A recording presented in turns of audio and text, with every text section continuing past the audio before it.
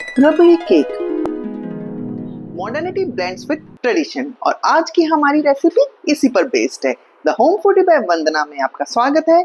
और हम बात कर रहे हैं आज रबड़ी केक की। ट्रेडिशनल रबड़ी जो कि सॉफ्ट एंड क्रीमी टेक्सचर लिए हुए होती है, और हम उसको ब्लेंड करेंगे हमारे सॉफ्ट एंड मॉइस्ट केक के साथ। तो बनेगा बिल्कुल परफेक्ट फ्यूजन डेजर्ट, जो कि परफेक्ट है किसी भी सेलिब्रेशन के लिए। तो चलिए शुरू करते हैं आज के बेहतरीन फ्यूजन डेजर्ट के बनाने के सफर के लिए। जैसा कि नाम से ही जाहिर है, रबड़ी केक, तो उसके लिए सबसे पहले हम रबड़ी बनाएंगे। उसके लिए लगभग हम 500 ग्राम दूध को बॉईल कर लेंगे। जब दूध में बॉईल आ जाएगा तब हम उसमें आधा कप कंडेंस मिल्क डाल देंगे। अगर आप कंडेंस मिल्क नहीं डालना चाहते तो आप 1 लीटर दूध लेकर के उसको भी गैस पे स्लो फ्लेम पे पका करके आधा कर सकते हैं। और जब दूध पक जाए तब आप इसमें चीनी डाल सकते हैं। यहाँ पे हमने कंडेंस मिल्क डाला है तो इसलिए हमें इसमें चीनी डालने की भी बिल्कुल ज़रूरत नहीं है। जब हमारा दूध अच्छी तरह से गाढ़ा सा हो जाए, यानी रिड्यूस हो जाए आधा, तब हम इसमें केसर, थोड़ी इलायची पाउडर और थोड़े से नट्स जैसे कि बादाम, काजू, किशमिश जो भी पसंद हो वो डाल सकते हैं।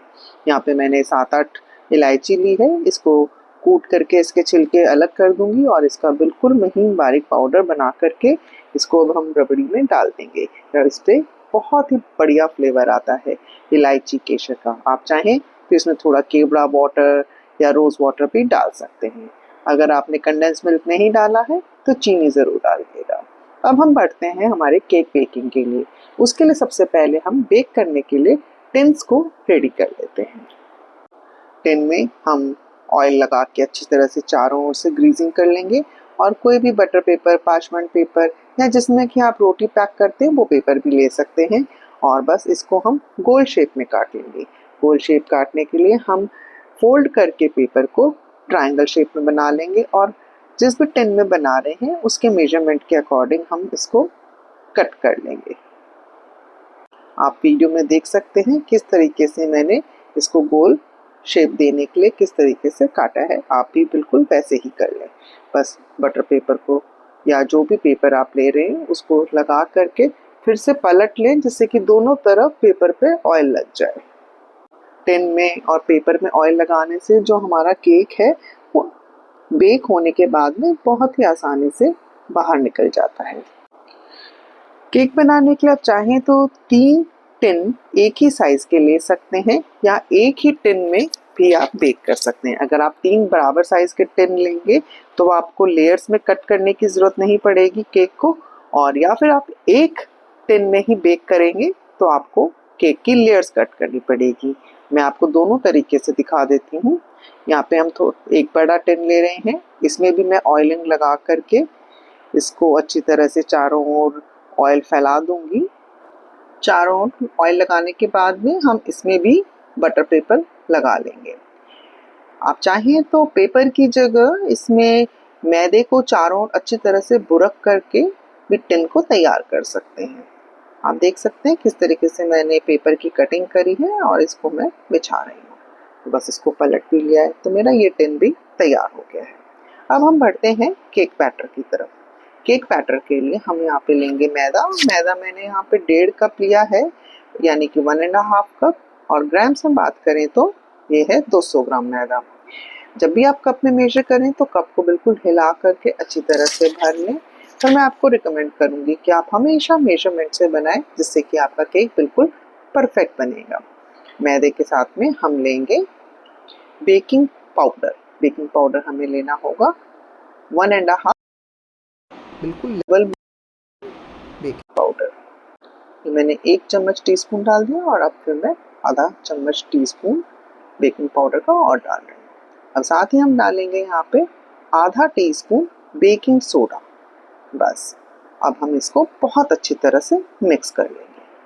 अब हम बढ़ते हैं हमारे वेट इंग्रेडिएंट्स की तरफ। उसके लिए हम 1 कप चीनी, यानी ग्राम से बात करें तो 180 ग्राम चीनी को बिल्कुल फाइन पाउडर मिक्सी में पीस लेंगे।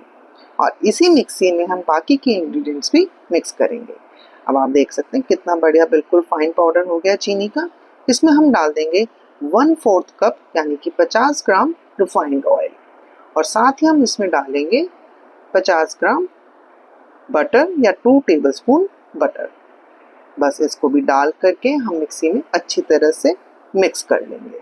आपको हाथ से बीटर से बीट करने की बिल्कुल ज़रूरत नहीं है, मिक्सी में ही काम बहुत आसानी से हो जाएगा।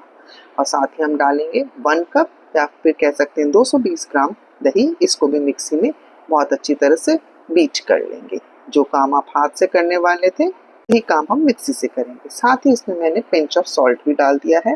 ये हमारे हो गए वेट इंग्रेडिएंट्स रेडी।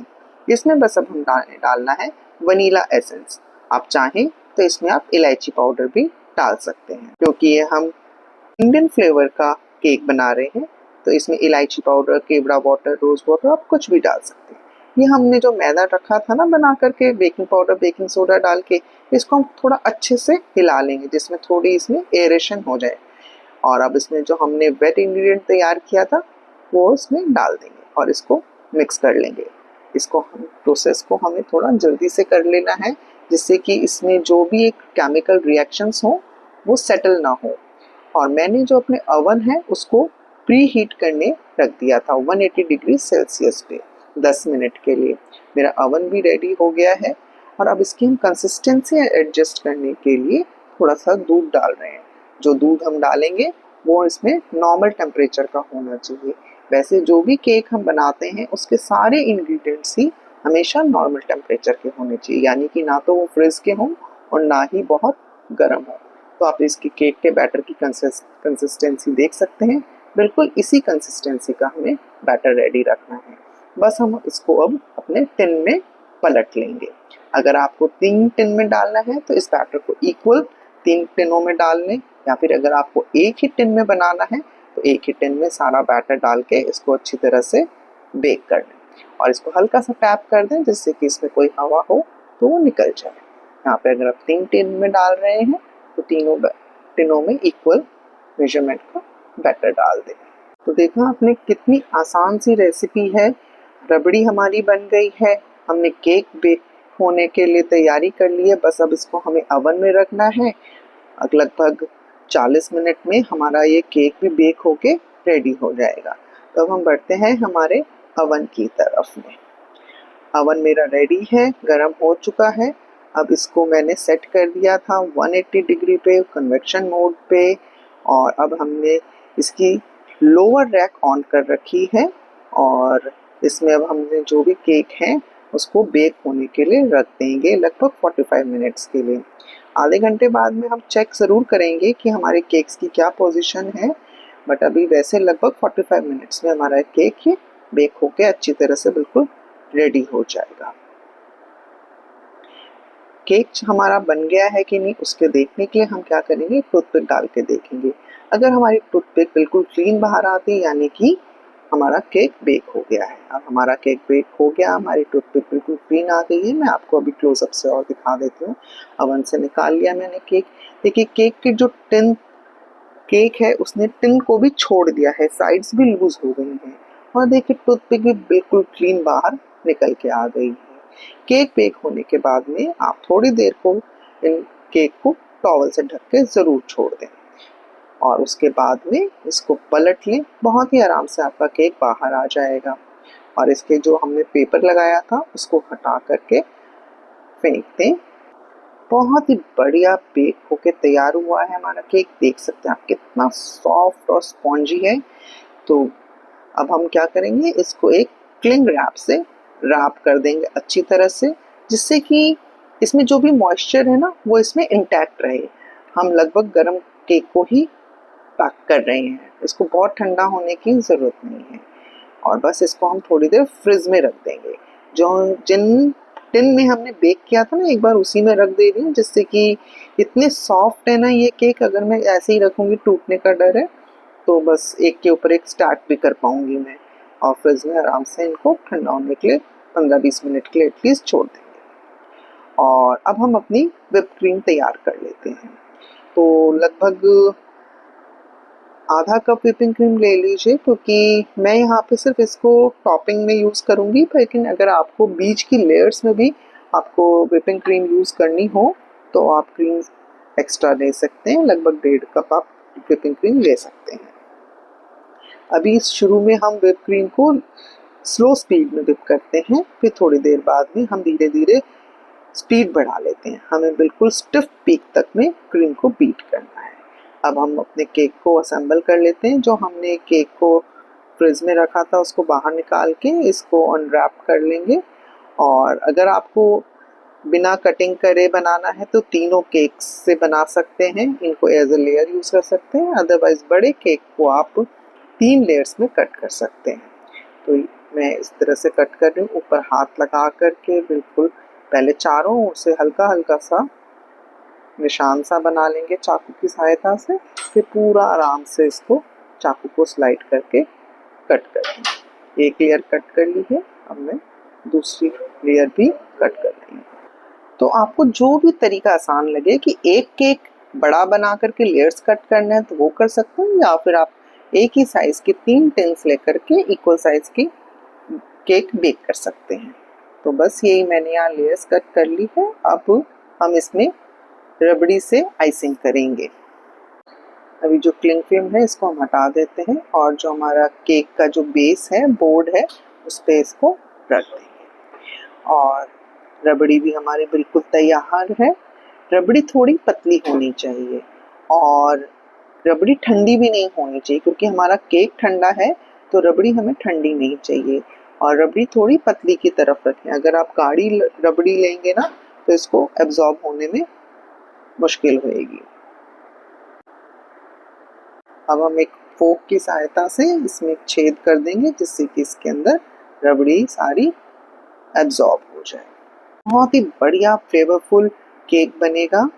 आप चाहें तो इसी लेवल पे यहाँ पे व्हिप क्रीम भी फैला सकते हैं। मैं दूसरी लेयर पे भी रबड़ी फैला दे रही हूँ जिससे कि जो सोकिंग टाइम है, जो रबड़ी को सोक होने में टाइम लगेगा केक में, वो थोड़ा सा बच जाए।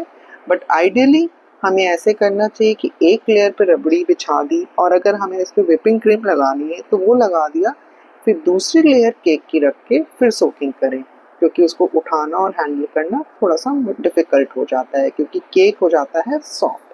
तो मैंने अब दूसरी लेयर जो तैयार की है वो भी इसके ऊपर रख दे रही हूँ। आप चाहें तो इन लेयर्स के बीच में थोड़े से एडिशनल नट्स भी डाल सकते हैं, जैसे काजू, बादाम, पिस्ता। वो अपनी इच्छा के हिसाब से अपने टेस्ट के अकॉर्डिंग डाल सकते हैं।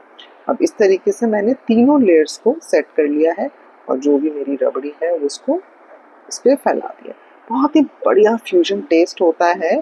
आप ज़रूर ट्राई करिएगा ये वाली रेसिपी और मुझे कमेंट बॉक्स में बताइएगा कि आपको ये रेसिपी कैसी लगी। और इसमें इतने वेरिएशंस आप अपने टेस्ट के अकॉर्डिंग कर सकते हैं। आप इसकी लेयरिंग क्रीम से कर सकते हैं, इसमें आप काजू, बादाम, पिस्ता डाल सकते हैं और इलायची का फ्लेवर, केवड़े का फ्लेवर, रोज़ वाटर का फ्लेवर, कुछ भी आप डाल सकते हैं। अगर आप किसी ओकेजन के बना रहे हैं तो आप इसकी थोड़ी आइसिंग कर लीजिए। जैसे जो व्हिप क्रीम हमने व्हिप की थी उससे अब हम एक लेयर लगा देंगे पूरे केक पे, जिससे नीटनेस भी आ जाती है और देखने में भी सुंदर लगेगा और एक फेस्टिव लुक आ जाती है। तो बस इसको आप स्मूथ कर लें एक नाइफ ले करके और अपने पसंद चीज़ों से डेकोरेट कर सकते हैं। रोज़ पेटल्स ले लें, नट्स ले लें। तो गाइस, आपको ये रेसिपी कैसी लगी? अगर अच्छी लगी हो तो एक लाइक करिएगा। अगर आप मेरे channel the home foodie by Vandana पे नए हैं तो मेरे चैनल को सब्सक्राइब भी कीजिएगा, क्योंकि मैं इसी तरह से नई नई रेसिपीज़ लेके आती रहती हूँ, तभी आप उनको देख पाएंगे।